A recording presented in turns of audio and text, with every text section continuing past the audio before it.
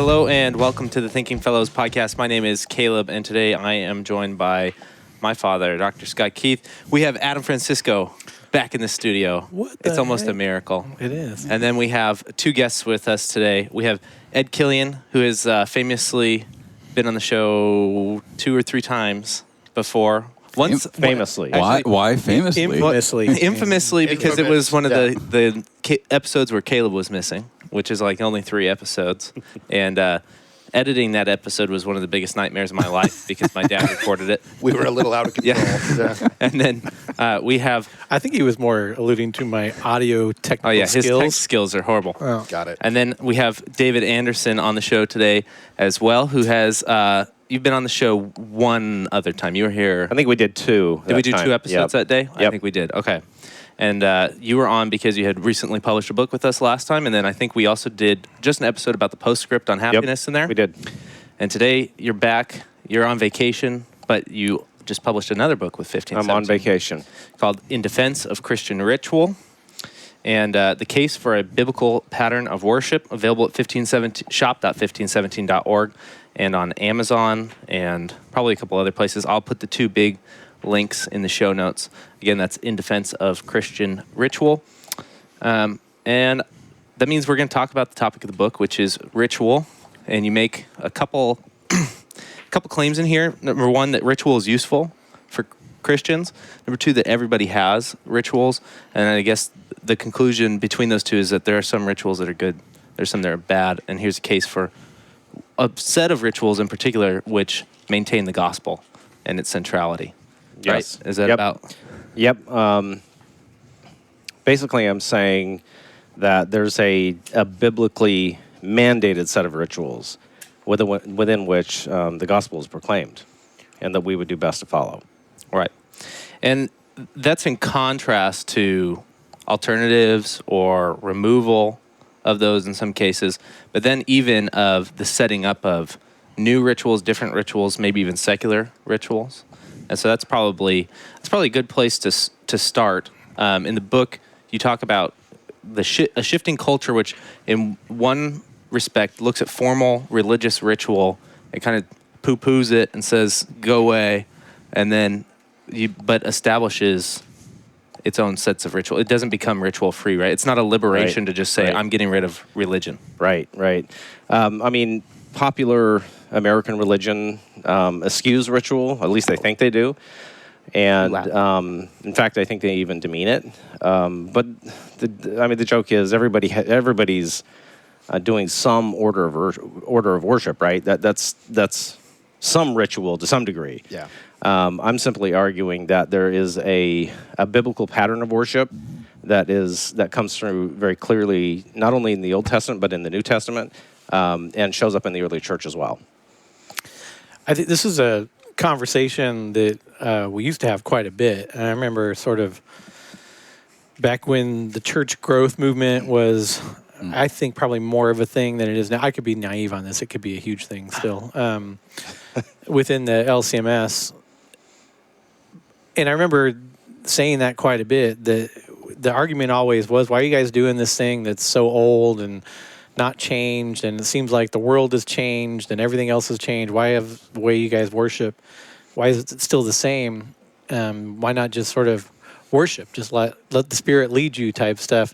And it was always pretty easy to, if you attended as a guest one of these services where the Spirit was just leading, that there was something going on that was pretty common from worship service to worship service to worship service. And the sort of the funniest parody of that I ever saw was that Contemporvent video that was circling around a couple of years ago, where they basically showed sort of the modern Christian evangelical worship, and it was, somebody telling a story and then sort of showing their past and their tattoos, and then quietly praying so that the worship band could come on, and the worship band, and it was a parody, but it was very good at showing what you just said, that everybody, especially when it's in the context of a worship service, has ritual. The question is, I think, or maybe a couple questions, why do you use the rituals that you do? Why do you rely on them? And are they sort of good or bad? And by good or bad, I guess I'd mean biblical or not biblical. I do want to get to, though, I'll let you answer that, but I have another question. I have a follow-up after that. So go for it. Okay. Well, one thing I wanted to say was since the 19th century revivalists came on the scene in Cane Ridge, Kentucky, 1801, they changed the pattern of worship to 3 steps: warm-up singing, the message, and what they refer to as conversion. This is still what most evangelicals do today. I mean, nothing has changed. And you're right. This is they went from the traditional liturgy, which was what I refer to as word and table in the book. Namely, the first part of the service is centered around the reading and hearing of Scripture. The second part is centered around the Lord's Supper, which was, essentially the pinnacle of the service to the historic Christians. But yeah, that's basically what churches are still doing. Nothing has really changed much, and even though whatever is new is always to be preferred, nothing has really changed. Yeah. Right. Well, the funny thing about, you mentioned that contemporary video where it even shows that things like, well, people would ask you, why do you sing these hymns in between the pacing of a service in a traditional liturgy, saying prayers places? You can answer with certain purpose-driven things because of the division, moving from things like confession, absolution, to reading, to proclamation of the word, to the supper. The parts of the in-between parts, prayers and songs and hymns and psalms, move you through that. That's still, that's being replaced, but for different reasons. We're going to do a particular prayer here that has to be a particular length. Why? Because we need to get 10 people on stage. Yeah. That's even got a purpose. It's not just. Oh, wow. It's not just Nice. extemporaneous prayer for the sake of making a prayer 5 minutes. No, you need 5 minutes to get people behind the drums again, to get amps turned on, to do level checks. So there's reasons why you do things, whether it's old or new. Yeah. Right. One of the points I make in the book is that I think more than anything now we're about entertainment, and we want to be entertained wherever we go. We want to be entertained when we watch TV, and it's common to hear from stages nowadays in bigger churches that church shouldn't be boring. Right? I don't even know what that means. That church shouldn't be boring, but there's a movie presumably theater in Big Bear, and the guy must be some pious evangelical of some sort who owns it, because before movies play, there's a commercial for every church in Big Bear that wants to have a slide at the beginning. Oh, interesting. And whatever the big non-denominational one is down by the lake, their slogan is literally like, church can be fun, and it's got a pastor making big arms and a huge smile, and you're like, I don't even know what does that communicate? Well, I think it's a heavy burden for if you're a pastor. That if the requirement is that you be uber entertaining every weekend, that's probably not what most of our guys were taught at seminary. Between theology classes, okay, this is how you be really entertaining too in the middle of that. And I think that's got to be a heavy burden if that's sort of the bar. Well, and there's a difference between dynamic, captivating speech, which is actually one of the the pinnacle shifts in the Reformation with a focus on rhetoric, and even Melanchthon and Luther's praise of Cicero, and teaching rhetoric at the university and teaching people how to speak and how to deliver a sermon. But that found a ministerial use in making the proclamation of the word clear to people in a way that they could understand, memorize, take hold of. Yeah. That's different than conforming the word for the sake of the end goal being entertainment. Yeah, and in the first part of the book, one thing I talk about is the shift from a print-based culture to a television culture, and we above all want to be entertained. I mean, emotional gratification is really the end-all and be-all of everything these days. Don't take away my wicked tuna, man. It's a TV show. It's a TV show. Cultural reference. Sorry. Yeah, I didn't get that one either. We didn't mean to throw that at you. Can I throw a little anecdote in here? Oh, sure. I probably shouldn't admit this on the air or whatever this is that we're doing. He's been doing it 6 years, but it's on the air or something like that. So probably 20 years ago, no, more than 20 years ago, I attended a Winds of Worship conference in Anaheim, California at the Vineyard. church where I remember the vineyard. John Wimber was still alive and was there. And I remember sitting through a seminar. Back then, I thought I could play guitar. And I aspired to be a worship leader and these sorts of things in the charismatic sort of evangelical movement. And sat through a couple seminars where they talked about music theory and what sort of, I guess it's scales you work in to elicit certain emotions. To prepare Emotive playing. Well, to prepare for that end, that altar call. That would in a way facilitate the moving of the Holy Spirit. I remember sitting there thinking, oh, this is a little odd. That was sort of as I was transitioning out of that. But that's funny. Dan Price's story. Oh yeah, He was a pretty big worship leader. He would get hired at massive churches all over the country to come play, and he said he would get people come up to him after church every Sunday and say, "Oh, I could really tell the Spirit was moving you," and he's telling himself, "No, man, it's not the Spirit. I just know what to play to get you to feel a certain way." Yeah. Right. Yeah. Right.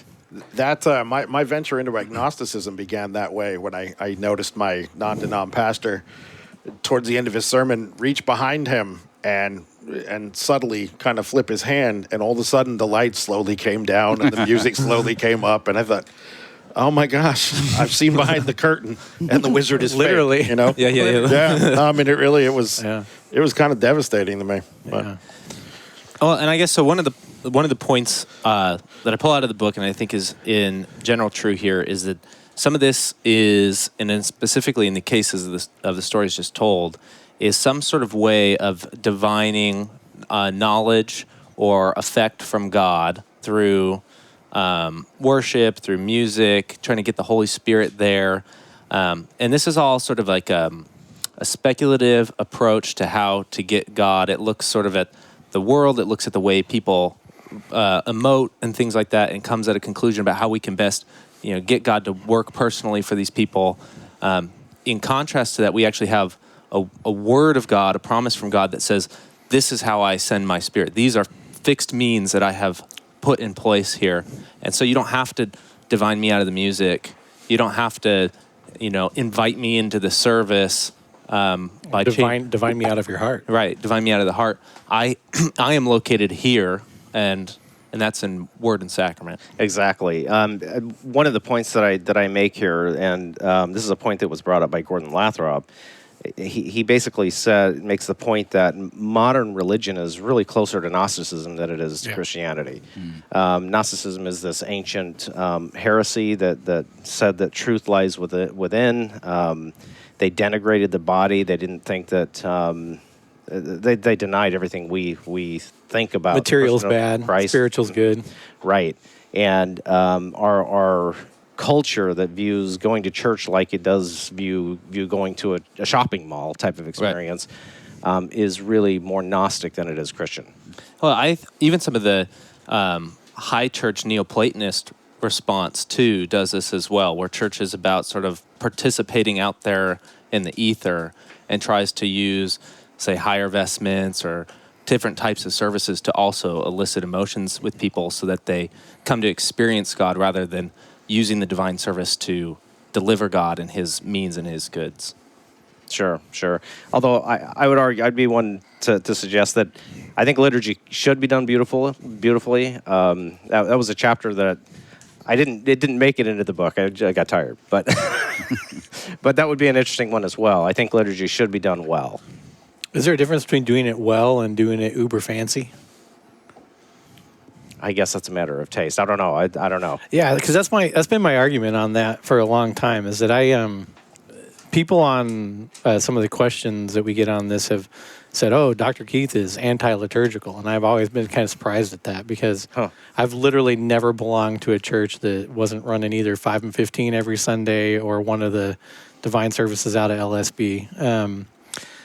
But I've never made the argument. I've never made a high church argument because I think that there's a distinction between arguing for a service that is liturgical and focused on essentially Word and Sacrament. Oliver Olson wrote a great book on worship where he sort of nails out, I guess, like 5 chief parts to worship.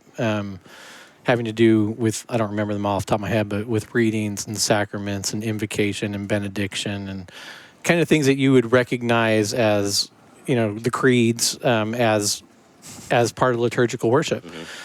But to me, there's a difference between that and what is, I think, derogatorily been called smells and bells. The wearing chasubles and swinging incense and if 10 candles are good, then 150 must be better type thing. And I'm interested in that discussion because I think that we sometimes lose people there. We sometimes lose people that we could get on the sort of Word and Sacrament liturgical worship side by seeming too focused on what it looks like. Does that make any sense? It does. Although I might be on the other end of that, and not that I'm necessarily high church, but I think you are. I am high church. Thank you. I'm coming out. I'm coming out as during this podcast. I have some chasubles at my place you can use. I'm not using them, so you can put them on. We can take a picture. A fashion show. Right. But I don't really deal. By the way, I don't deal with any of this in the book. The book is actually very conservative in its argument. It's just simply arguing that there is a biblical pattern of worship that's found in the word table complex. So I don't even get into whether you should be low or high church or anything. Yeah, the reason it comes up for me... I'm asking you, though. Yeah. Well, I was going to say the reason it comes up for me is I've had a lot recent experiences with radical orthodoxy, right? The movement is Anglican movement that's looking to be more Catholic and Platonist, and their services would find all the parts that we have, yes, but maybe even higher. But in their theology and in the point of practice, it is not for the sake of proclamation or delivering absolution or delivering Christ in those elements. It is about a spiritual experience with God. And if you actually boil it down to less academic language, it sounds a lot like evangelical arguments about the experience of worship and where you experience God versus where God actually delivers something to you. I agree. Although I mean, essentially, I would agree. Although I don't think we can so quickly dispense with experience either. We're not just people who experience things through the mind. We do have emotions, and I don't think that there's any reason why worship shouldn't be beautiful. I mean, if we look at the Old Testament and how worship was prescribed there, this is the same God, right, between the Old and New Testament. So I'm not sure that it has to be flat and stale, right? And it is flat and stale in a lot of churches these days, unfortunately. Yeah, you and I attended a service together, David, once where the liturgy was sort of conducted almost like a dress rehearsal. And it was. I mean, we've all been to churches that they just. You can just tell they don't want to be doing it, or at least you feel like that, or that they've done it in sort of a rote, unemotional way for a very long time. And that's just sort of how they do it there. And it's not, nobody's really thinking about it. No one's really sort of questioning it. It's just, this is the way it's happened, so this is the way that it does happen. Paint by numbers, kind of. Yeah. I mean, I tell people on the show all the time, back when we were still traveling, I attend a lot of churches each year. Adam does too. And when you're out on sort of the speaking gig circuit, and it's interesting because there are many different approaches to this, and you go to some where it's an LCMS church, but you could swear you're at a vineyard, right? And you go to some and it's a LCMS church and it's sort of that rote, just repeating of a liturgy of some kind. And you go to some and you might think that you're at a Eastern Orthodox or a high Anglican kind of service. And it's, at some point I guess one of the things I wanted to ask is, you said right off the bat sort of that there's a mandated ritual. And if you, even within the LCMS, again, if you're going to go around, if you're going to sample 50 churches, I think you'll probably get the idea that it's mostly preference. So what's the what's the mandated part and what's the preferential part? Well, again, the argument in the book is very conservative. I don't get into those other issues. The only thing I'm suggesting is that both in the New Testament and in the early church, you have a clear pattern of worship that consists of word and sacrament. That's it. That the church has to be, has to center around that word sacrament combination. But I don't get into any of this these ancillary conversations. So by prescription, then, in that case, so that we can, so that people who are listening get a clear idea of what that would be things like reading scripture, both Old Testament, New Testament, Psalms, probably singing hymnody of some sort as well pops up, especially if you're using Psalms as hymnody. Right. And then baptism, Lord's Supper, anything besides? Baptism is the community forming event. So yes, it always begins with baptism as it does in Acts 2:41. But in Acts 2:42, immediately they're found in that word sacrament combination as well. They're hearing the teachings of the apostles, and they're breaking bread together, which is which is short for communion in the early church. So you have within both the main body of the book in a couple places and in the postscript in this one as well, lengthy sections on the problem of sin as it relates to ritual. Could you give people why does the topic keep coming out throughout the book, and why do you then revisit it at the end of the book as sort of a important stopping point? Because it's our number one problem, and the funny thing is, I think it's the most obvious problem that human beings have, and it's the thing that we love to deny. And in our culture, the original sin seems to be denied everywhere, right? But it seems to me to be the easiest thing empirically to establish. But that's our number one issue, and that is what the whole service is about, is dealing with God's holiness and man's sin, right? God's our holiness comes from Him and only Him, and that only happens in our ritual contact with Him, and that happens in the word table part of the service. One of the things that popped out at me was that ritual, even apart from Christian ritual, is in many ways an attempt to deal with the issue of sin. So whether it's leveraging your desires to overcome or deny God, or leveraging the law as it's revealed in nature to try to come to grips with it by some pattern of living or some sort of moral or ethical code, that is sort of the place that ritual is trying to fill. Is that one of the arguments you would be making there? Yeah, although I do call the point out that we have to distinguish between those man-made rituals that really don't matter and the rituals that were prescribed by Christ, right?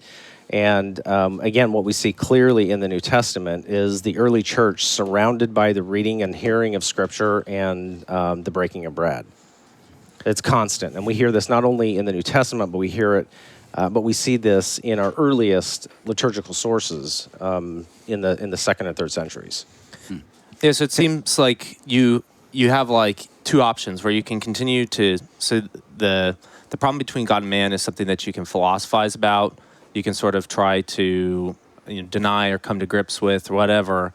But that Christian ritual in particular, and the Word and Sacrament, is an attempt to drive you outside of your own mind, yeah, and to a word that's actually sort of speaking against that in law and gospel, right? Which drives you to the conclusion that you can actually not climb yourself out of that, and some promise has actually been established instead in the place of an attempt to outdo that. Right, and from a Lutheran standpoint, we're going to say that we're going to always make the point that the law is what reveals sin. And so you're right. I talk about sin a lot in this book, and I've got an entire postscript on it. But again, it's our number one problem. And where we're going to hear God speaking to us is in that word portion of the service. And the place that we're going to find forgiveness is in the communion portion. Oh, well, you should obviously hear the gospel in the readings as well. But, maybe in the sermon too. But yeah, yeah. Oh, yeah. I don't. God willing. Yeah, God willing. Yeah, you notice I didn't make too big of a thing of that. But yes, during the sermon, one would hope. One would hope, though not always, you would hear the gospel preached. Right, it's a little hit and miss these days. Which is one of the good arguments for a liturgy that protects the proclamation of the gospel too. Is that it protects you from the pastor having a bad day. Yes, or from you having a bad pastor, period. Right? Yeah. One would hope.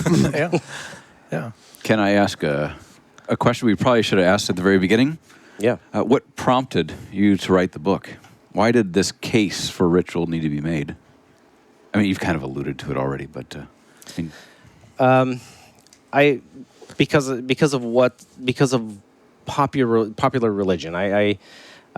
This was a book written toward popular Christianity, and I just see that it is so subjectively driven, so emotion driven. I thought that it was important to say that no, salvation doesn't lie within. The only thing that lies within is sin and death, and your only hope is outside of yourself in the gospel, in the cross, and in the sacrament. So that's one of the reasons that drove me to write the book. I mean, it tries to answer the question, like, why go to church at all, right? In a sense, where there's actually the problem the church solves is not one that can be done by you, like, doing more, feeling more, but actually God coming and doing something for you, and that God doing something is retained when certain elements are retained, like the hearing of his word and the administration of his promises and the sacraments. Right. It's the only framework. It's the only framework that you can trust on from week to week to actually deliver the message of law and gospel. That's all we have. If the pastor's having a bad week, if he's just not generally a very astute pastor, which unfortunately we have plenty of, I think even in the Missouri Synod, it at least protects us. Oh, sorry. Should I not have said that? I don't have any authority in the Missouri Synod whatsoever, so I can't get in trouble. Don't worry about it. I already have nothing with. Could you just say present company excluded? Present company excluded. Of course. You're like Ed's one of the good guys here. I'm crying over here. I'm bleeding. No, David, one of the things I wanted to ask you is you quoted a bunch. You cited a bunch of really fascinating research, but one of the things that I got a chuckle out of, because it goes not only to the topic of ritual, but also the greater kind of societal discourse that we've had in the last year, when you talk about how we think our beliefs are formed and how they're actually formed. Would you speak to that a little bit? I thought that was fascinating. Yeah, there is a lot of research that's come out in particularly the field of psychology in the past 30-ish years, and Daniel Kahneman and Amos Tversky have been on the leading front of that, although there are a lot of other scholars that talk about the issues. And they make the point that belief is more like an involuntary reaction. Like, we tend to believe the first thing we hear and not really question it later on. It's because of something that he refers to as System 1 and System 2 thinking, that System 1 is the way we reason intuitively, right? We hear things, we generally believe them. System 2 should check it from an evidential standpoint. It should be critical and it should provide doubt. But he argues that System 2, well, he doesn't argue it. He shows this in experiments, that it's lazy. It's often very lazy and doesn't hold System 1 to account. So we believe generally the first thing we hear, and we become pretty biased from that standpoint on. Yeah, you demonstrated pretty clearly how even when presented with irrefutable evidence, we don't like to give up what it is we've already clung to. Right.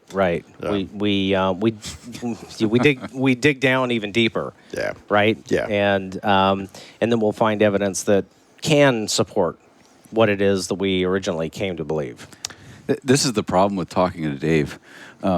He refers to all these sources, and they're fascinating, and Yeah. you end up spending or blowing $200 on Amazon on books in fields way outside. Yeah, of your- sorry about that. I've already ordered a couple of things. work at a yeah. Don't you work at a university? Yeah, with they have a library. Right, Adam. I don't have that anymore, so I've got to blow it on Amazon. Adam's They like, might wait, not I have can those use the books." library? That's not just for students? I have used the library. Okay. So these are very recent books, kind of, sort of. So Yeah, these are maybe- recent. A lot of these are recent, no doubt. But yeah, that's a fascinating subject all on its own. Yeah. The issue of knowledge and the nature and extent of human knowledge.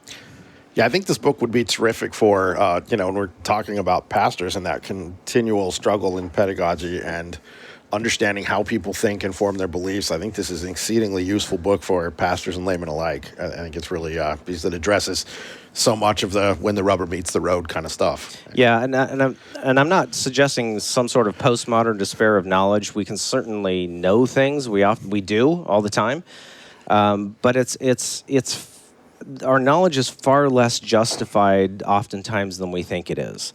We most of the time think that whatever we think is justified and it bears the weight of evidence, but a lot of the times it isn't. A lot of the times it can be shown that we've reasoned from certain biases that come into play. It can be corrected, but thinking involves effort, right? And the point that Kahneman is making is that system one is lazy, and it usually wins the day. Yeah. Right. That intuitive, quick snap judgment type of thinking wins most of the time. Is this perhaps the subject of your next book? It is. Ooh. Yeah. No teaser. So Yeah. to tie things into, so the current series on the Thinking Fellows is we are just walking through the Book of Concord. We're going through the whole thing, although we're going out of order as they show up in the Book of Concord, and we're going order published. So we start with the small catechism. We're in the large catechism right now. We just read through the first and the second commandment, and as I was going through the book, the idea that one always has a God certainly pops up as a theme through here, which is the echoing comment of Luther in the Large Catechism on Argument for all of our idols. yes, Or against all of our idols. It is, and to go to Ed's question, this is kind of where it leads, at least in this book, is that we struggle sometimes to come to warranted conclusions with things that we could verify, right? Things that it wouldn't be terribly difficult to verify, and we don't bother going that extra step of verifying. I mean, just think about what's happened in 2020. I suppose we could talk about all sorts of things that you think, oh my gosh, I mean, how did these things proliferate, and why do people believe what they do? Yes. But now take that to the religious realm, right? Where we do have a vested interest, we are sinful human beings, and above all, we really do worship ourselves. I mean, it's ourselves that matter more than anything, and that's where I'm suggesting that ritual comes to play. The Word Sacrament framework basically challenges that, and it causes us to enlarge our worldview. Absolutely. At least during the service, the worship service, The whole right? thing is set up to change your curve. Yes. Change To your take us curve. from inside to outside. yeah, to drive you outside of yourself. This is in the postscript. You have a great section on the hidden and revealed God and the difference there, and Yes. sort of what our mind does speculation-wise with the hidden God. Plug for my other podcast, Luther's Outlaw God. The entire show is following Steve Paulson's book, Luther's Outlaw God, which is essentially a 3-volume series on speculation, proclamation, and the hidden and revealed God, and just really how nasty and how prevalent it is for us to constantly be driving back towards speculating. Right. To be crafting God out of our imagination or out of the world into something that we can leverage for ourselves. We're usually out of our preconceptions Right. of what he should be and Yes. how he should deal with us. Yeah, and that this happens in many ways, very formally in scholasticism, right, which sets up presuppositions about how God has to work or who God is or what the end results have to be. And even now, everybody's got a system like this, whether it's highly sophisticated or extremely simple, that they are crafting God in their image. And that's really not that particular part, but that's really what modern research has shown. I mean, it's hard to question it at this point because it's so overwhelming. The research is that our minds are really factories for jumping to conclusions, and we love a coherent story more than anything, and we don't feel comfortable with inconsistencies, and so our minds will craft a tight, nice, Internally coherent story. argument, yeah. Yep, and we do this in normal things, right? Can you imagine how that extends in the religious realm, where we don't have the same sort of access to things that should correct us? Yeah, So it's very difficult to convince somebody that's constructed a quote unquote internally coherent argument Right. that they think is all tied up and neat and clean, that perhaps some of their premises don't match the external evidence, Right. Even that's difficult to do. Something politically, it's difficult to do in your marriage. It's different. Think of how hard it is to do. Well, and the problem is it usually is one of the starting premise. Well, of the think thought. about how difficult it is to do with something that in our societies we're taught is just a personal belief. That it really, your belief about God doesn't necessarily have to correspond to actual truth in any way, shape, or form, because it's just personal, right? It just has to do with you. That's it. Don't force it on me. I won't force mine on you. It just has to do with you. And so you start making claims that are more than that are actually truth claims, whether it's apologetic truth claims about the truth of Christianity, or it's a truth claim about how one interacts with this God and how this God interacts with you. Right. Exceptionally difficult. I Right. mean, I see large swaths of this book as an argument for making sure that if you're going to attempt that task, that you sort of have all guns firing in the right direction. That you're going to attempt the task of arguing that theology is for proclamation, right? And that the proclamation needs to be Christ for you proclamation. If you're going to start arguing for the truth claims, the biblical truth claims regarding Christ, if you're going to start all of those things and you're going to ask people to come on a Sunday morning and encounter those, better to have all guns firing in the same direction and that your liturgical life be on that same page too, that it be Word and Sacrament and biblical. Why not have everything going for you if you're making, claims that are so anti-cultural? Right. Yep. Oh, great, guys. Oh, sorry, I didn't mean to end it. Well, you did. I mean, we're just at about time. We only have a couple of minutes left, and so unless there's somebody wants to sneak in before we go, is there anything you want to make sure people know that we didn't hit before we asked them to hit the buy button?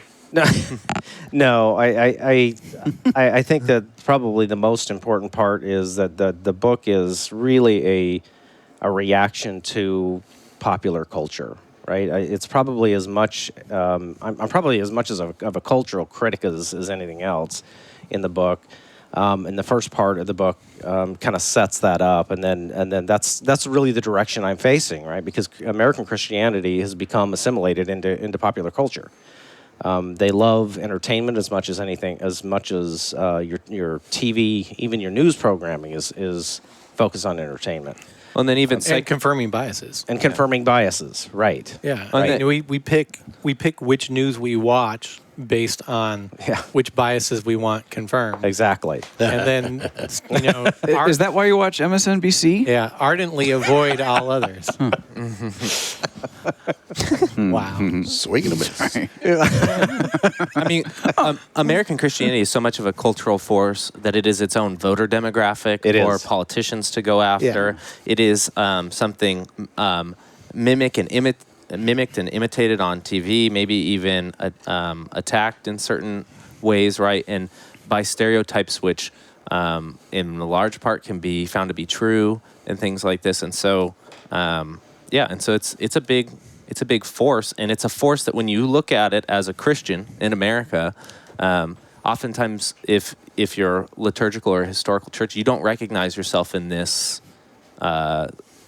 This picture out there of that, and the question is why, and is there an answer to that to Christians who sort of are seemingly getting clowned by popular culture all the time by this? Right. I think Christianity, the popular form of Christianity, has lost its way.